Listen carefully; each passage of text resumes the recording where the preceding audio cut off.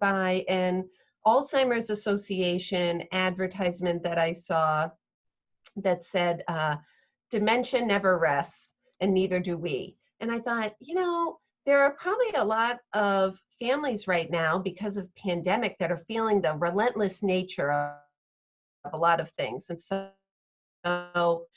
it may be a good topic. I wanted to share with you just a little bit about our program, the FTD unit at Mass General.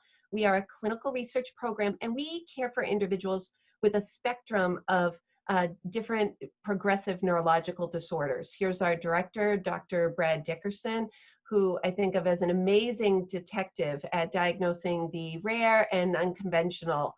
And so really we work with this amazing interdisciplinary team, and there are many other wonderful programs around the country who just have this amazing ability to recognize the unique forms of Alzheimer's and the young onset forms that present in our community.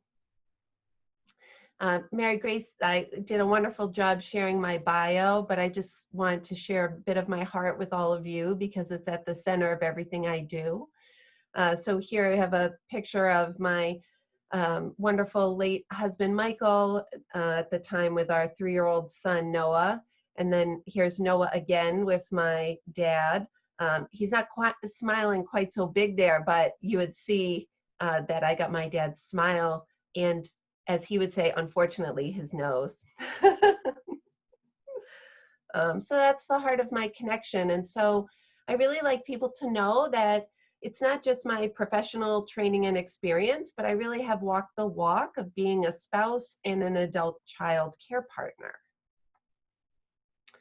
So what's my objective for our talk today? Besides sending a little love across the miles to all of you and making the connection, because our community is a small one in many ways.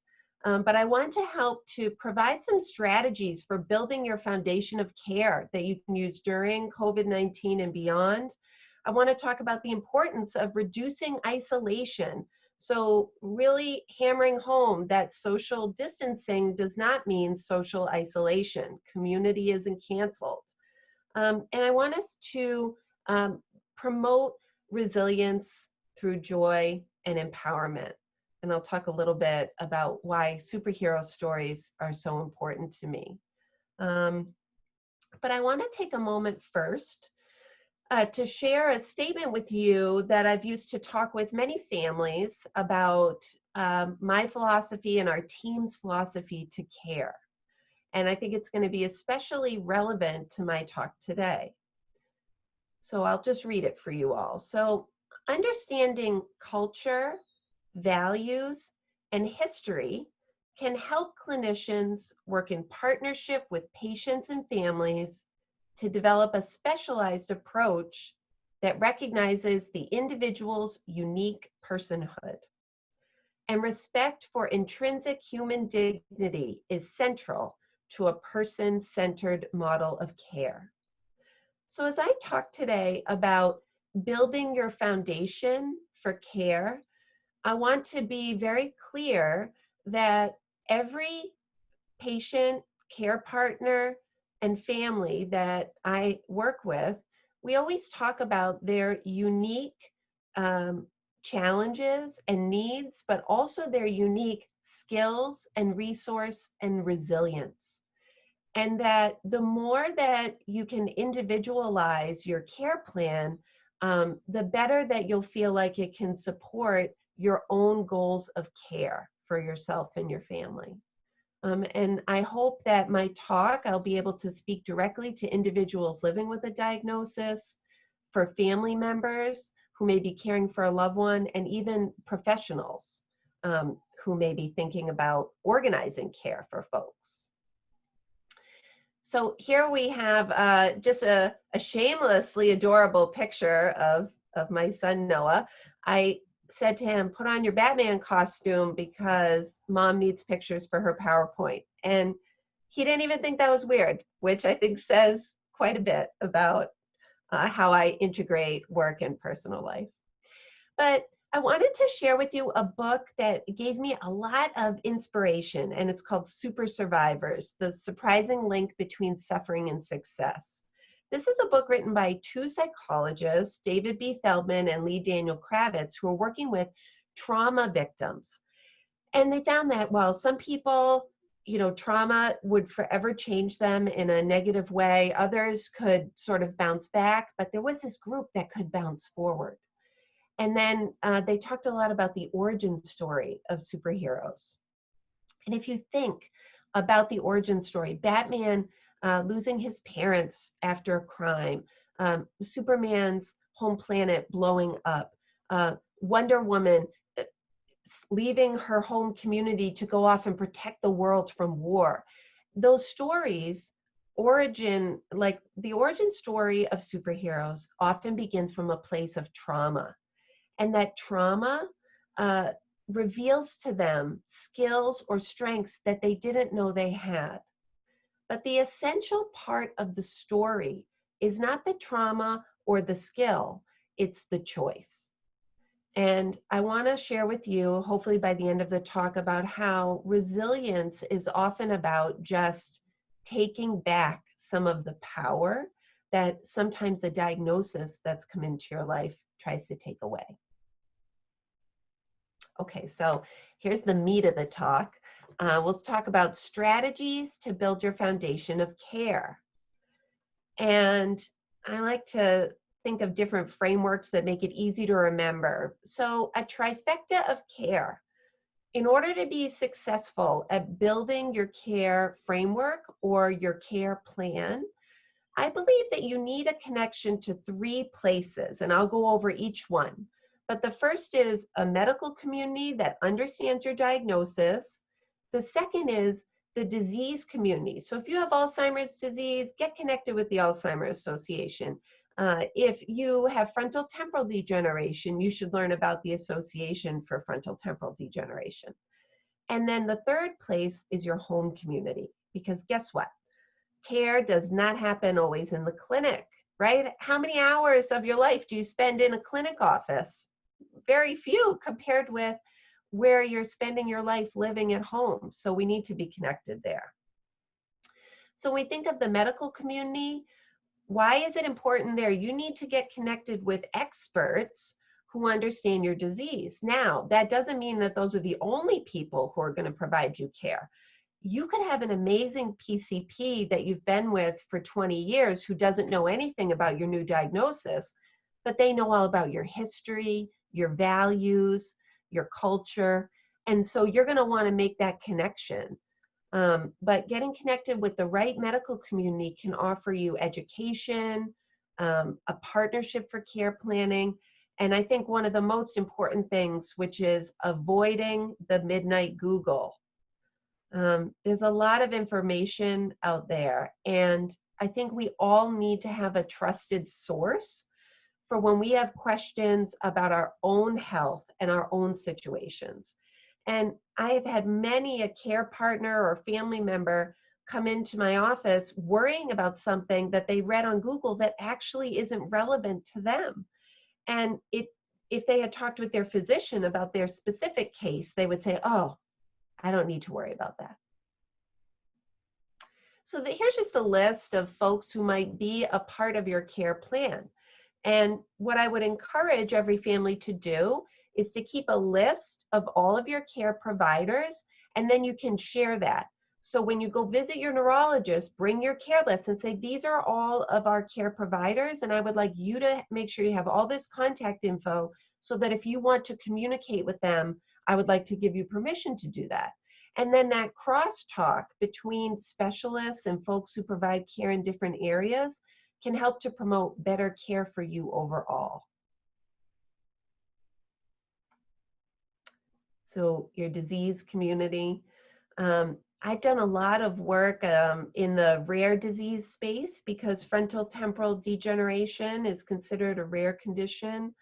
And I've also been an advocate pounding the pavement on Capitol Hill, wearing a purple sash for the Alzheimer's Association. And I found a lot of, comfort in being in a room with folks where when I say words like frontotemporal degeneration, I don't just get a lot of furrowed brows. Or when I'm talking about a loved one with Alzheimer's disease diagnosed at an early age, people aren't looking at me with shock or disbelief.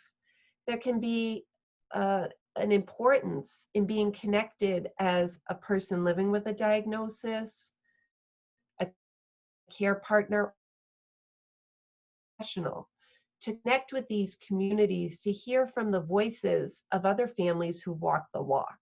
And I think that we don't have a cure for many of the conditions that create these progressive neurological disorders and that can lead to dementia, but we do have a cure right now for the isolation and loneliness that may come along with a diagnosis.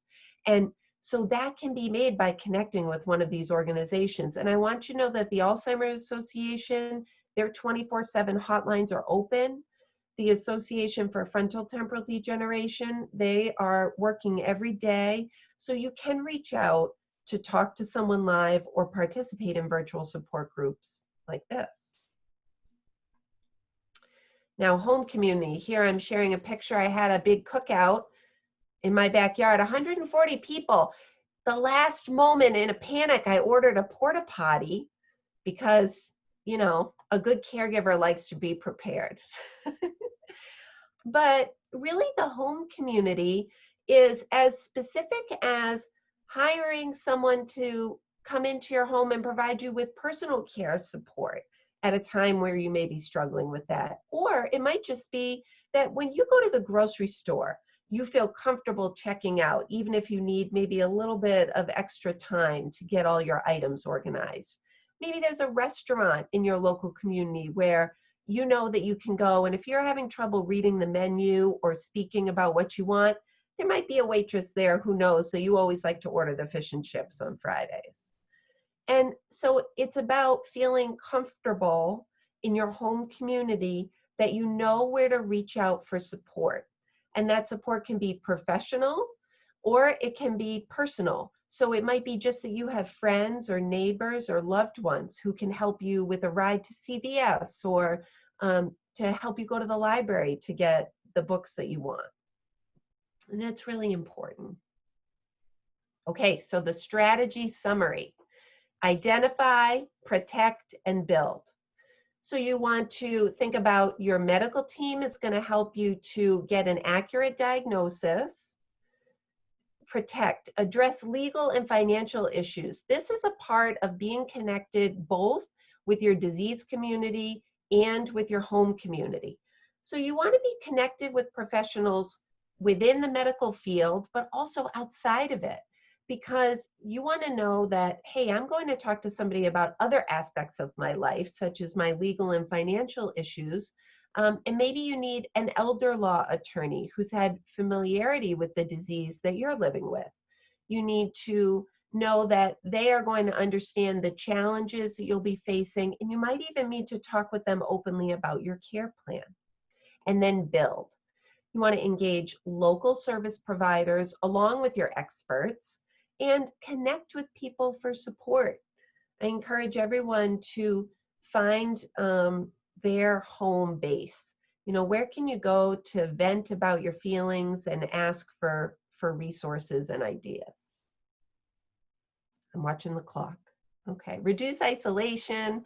Even during pandemic, I would encourage folks to consider reaching out to make a new connection. The MGH FTD unit, we offered virtual supports, and Mary Grace and I communicated about what that would look like, and she's been offering a wonderful menu of programming for all of you folks. And I just think that it's so important that we figure out how to stay connected. Okay, resilience through joy. So where life ends, love does not. And you might think that to have this as the first slide where we're talking about resilience through joy might seem strange to some folks. But one of the things that I want to convey to everyone is, just because a diagnosis has come into your life does not mean that joy has to go out. and that new memories of joy can be made, and families with care plans and a foundation of support can get back to the business of living their lives and being a family. And so here's one of the last pictures of Mike and I. I surprised him with a kiss on the cheek and he laughed. But the real miracle of the moment was that my mother-in-law was able to take the picture. And, that's a real memory of joy that I carry with me. And there's this beautiful quote from Super Survivors. It is possible to brave life's trials with a deep sense of hope, and that rooted in the act of confronting the entanglements of life, every one of us has the capacity to be super. I want to pause here and let you know that I actually reached out to the authors of Super Survivors and had a conversation with them. And we talked about how resilience looks different for everybody. So for some of you, making the choice to get out of bed another day, the choice to pick up the phone and reach out to a friend and say, I'm feeling kind of low today and I need a little support, that can be resilience. Resilience is about making a choice to do something. It doesn't mean that you have to become a global advocate or start a fundraising campaign or a foundation. You just have to make a choice for yourself that you want to keep going beyond that time of diagnosis. And resilience might be that when COVID is weighing you down, that just the weight of pandemic, that you decide that you're going to go outside for a walk because that's what's good for your body and your spirit that day. And that can promote maybe another choice for some self-care, and that can be resilience. I use this picture of Noah where he's taken off his mask to say that even though individuals who are living with this new disease in their lives are superheroes, it is just as important to have someone in your life say to you, it's okay if you want to take your cape off from time to time, right? I consider it to be my responsibility, but also my privilege to let Noah know that he doesn't have to worry about the fact that his dad had FTD all the time, or always think about interacting with his papa as providing care to an individual living with dementia, but that he can just be a kid hanging out with his papa, or he can just be a kid enjoying memories about his dad. And I think for myself too, I consider myself to be a strong advocate, whether I'm at work or in line at the grocery store. But you know what? Sometimes I like to lay on the couch and watch Netflix too. And that can be resilience, just self-care as well. So I want everybody to remember, super survival isn't a magic bullet that makes everything better. Resilience isn't something that you do just one time. In a way, life is a constant process of super survival, of facing life's seemingly impossible choices with honesty and faith in ourselves. It's a capacity all of us share, and it's the capacity to hope. There can be no resilience without hope. And I also really believe that resilience and hope are fueled by joy. Here I share with you just some pictures. It makes me feel emotional to look at them, my gorgeous son. But here, he joined me at a black tie gala that I planned to raise funds for our unit. I had the joy of bringing him to his first Broadway play in New York City. And I think about how sometimes when something tough is in your life, often it feels like, well, oh, how can I laugh? How can I be happy? How can I plan my next trip? Well, I just go back to, just because something tough is in your life doesn't mean that you can't also have joy. What an amazing duality to find a challenge, but also an opportunity to create happiness. So I hope that my talk has been helpful to all of you, just to spark a little bit of hope And I want to thank you all for inviting me to be a part of your talk today, and I'm happy to answer any questions that you may have.